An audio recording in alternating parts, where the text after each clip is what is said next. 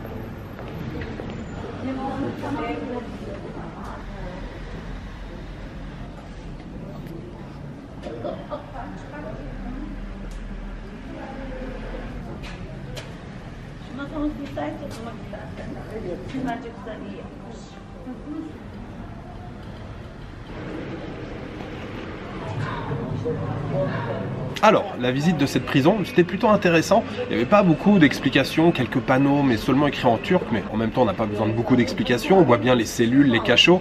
Dire qu'elle a fermé seulement en 1997, je pense que les conditions de détention devaient être quand même assez rudes, assez sévères. Mais oui, j'ai bien aimé. Je vous conseille la visite si vous êtes de passage à Sinop. Je suis maintenant dans la cour d'une ancienne madrasa, une ancienne école coranique qui s'appelle Pervan Medresi. Elle a été construite en 1262. C'est très joli. Il y a une petite cour avec quelques commerces autour, des marchands de vêtements, quelques magasins de souvenirs et puis un café dans lequel je viens de m'installer. Je viens de commander un cheesecake. Je vous l'ai dit il y a quelques jours, j'avais envie d'un cheesecake. J'ai fini par en trouver un. J'ai pris un petit café turc avec et puis finalement mon parapluie il m'aura servi que quelques minutes après vous avoir parlé pour l'intro. Voilà, le soleil a commencé à percer un petit peu à travers les nuages, ça s'est éclairci un petit peu. Il y a encore quelques nuages, mais on voit quand même davantage de ciel bleu. Il y a quelques rayons de soleil. Ça fait plaisir.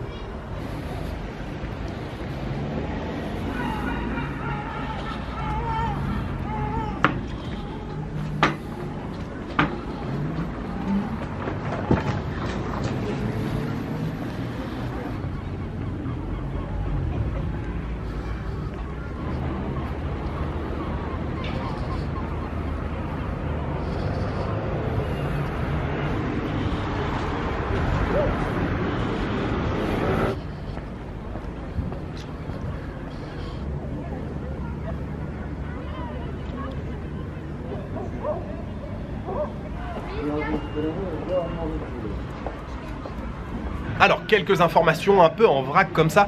Tout à l'heure, j'ai pris un petit peu de hauteur. Vous avez vu, j'étais rendu dans des quartiers plus résidentiels, un peu sur les hauteurs de la ville. En fait, je voulais aller dans un café, mais le café était Kapali. Oui, depuis quelques jours, je vous dis Kapala pour fermer. En fait, fermer, c'est Kapali. Bon, c'est bizarre, à chaque fois, j'entends Kapala, mais vous avez été plusieurs à me dire que c'était Kapali pour dire fermé. Donc, le café était fermé. Je viens de redescendre dans le centre de Sinop. Je suis même maintenant dans le port de Sinop. Sinon, tout à l'heure, à l'entrée de la ville, je suis passé à côté d'une statue, une statue de Diogène, le célèbre philosophe grec de l'Antiquité. Il est du bled. Il est né ici à Sinop en 413 avant Jésus-Christ, donc ils ont mis une jolie statue de lui à l'entrée avec un chien à côté. Un peu plus loin, je suis passé à côté des ruines d'une église qui s'appelle Balatlar. Alors malheureusement, il n'y a plus vraiment de structure, il n'y a plus de toit, mais il y a encore des murs, quelques arches et apparemment il y a encore quelques fresques à l'intérieur. Malheureusement, on ne peut pas rentrer à l'intérieur puisque c'est non seulement en restauration et en période Covid, ils ont restreint l'accès. J'ai rencontré une fille d'ailleurs qui parlait très bien anglais. Elle m'a dit ah non, depuis le Covid et tout, on laisse plus rentrer à l'intérieur. J'ai juste fait simplement le tour, mais on ne peut pas déambuler autour des ruines. Apparemment, cette église elle a été construite en 660, donc ça date de l'époque byzantine. Et puis, dernière information que je voulais vous donner et que j'aurais dû vous donner déjà depuis très longtemps, depuis que j'ai commencé à voyager en Turquie. Pendant la période Covid ici en Turquie, vous avez besoin d'un code pour voyager, un code qui s'appelle HES. Ça fait une éternité que je devais vous le dire. Je ne sais pas pourquoi j'y pense maintenant. Ce code HES, pour l'obtenir, c'est très simple. La seule condition, il vous faut une carte SIM turque. Et une fois que vous avez votre carte SIM turque, vous envoyez un SMS, je crois que c'est le 2000 2023. Dans ce SMS, vous mettez toutes vos informations, c'est-à-dire votre prénom, votre nom de famille, votre numéro de passeport, votre nationalité. Et une fois que vous avez envoyé ce SMS, dans les quelques secondes qui suivent, vous recevez ce fameux code HES. Et c'est indispensable pour voyager en ce moment en Turquie, en tout cas pendant la période Covid, c'est-à-dire peut-être pour les prochains mois ou peut-être même pour les prochaines années à venir. On vous le demande à chaque fois que vous arrivez à l'hôtel ou vous réservez un ticket de bus. Quand vous allez dans une gare routière et que vous voulez acheter un ticket de bus, on vous demande votre passeport et aussi votre code HES. Donc les personnes qui souhaitent voyager en Turquie dans les semaines ou dans les mois à venir, sachez que vous aurez besoin de ce code HES.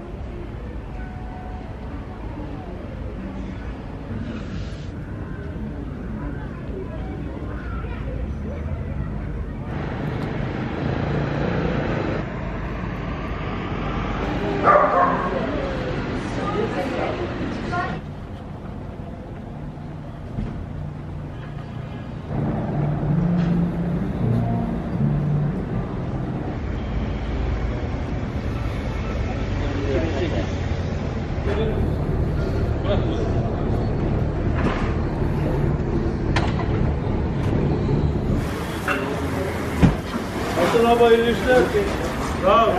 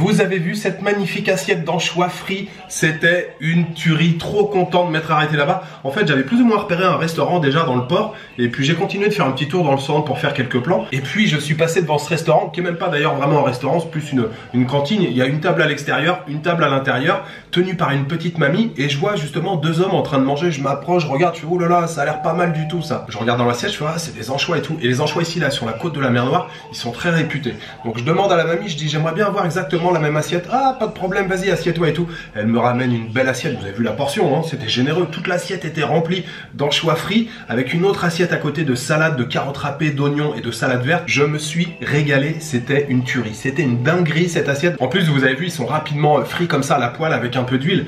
Vraiment très bien. Et vous savez combien ça coûtait? Ça coûtait seulement 30 liras, ce qui fait à peu près 3 € pour cette belle assiette. Alors cette magnifique assiette d'anchois frits, je voudrais la dédier au tipeur. J'aimerais remercier ce soir Hugo, le gars, Félix Tué et Aurélie et Romain. Merci infiniment à vous quatre pour votre soutien. Je suis de retour à l'hôtel, je vais vous montrer la chambre. L'hôtel ici, ça s'appelle Tersan. Je paye 22 € la nuit. Ici, j'ai regardé, tous les tarifs des hôtels étaient en moyenne un petit peu plus chers que ce que j'ai vu d'habitude depuis que je suis sur la côte de la mer Noire. Nous avons un lit double ici. L'ampoule a grillé hier, là, ça s'est arrêté d'un seul coup, donc il n'y a plus de lumière ici. Un grand lit, les tables de nuit de chaque côté. Nous avons une armoire ici, le bureau pour travailler, mais il n'y a pas de chaise, un frigo en dessous, une petite télévision, un chauffage et la salle de bain de ce côté-là avec la douche, le lavabo et les toilettes. Pour demain, je ne sais pas encore. J'hésite à rester une journée de plus ici et explorer un petit peu les alentours, la campagne autour de Sinop, ou alors de poursuivre ma route. Je sais pas trop. Je pense que je vais faire le montage, je vais réfléchir à tout ça et demain matin, je prendrai ma décision. Voilà, il me reste juste à vous souhaiter une bonne soirée, une bonne nuit, une bonne après-midi. Je vous donne rendez-vous demain pour une nouvelle journée en Turquie. Ciao, good night.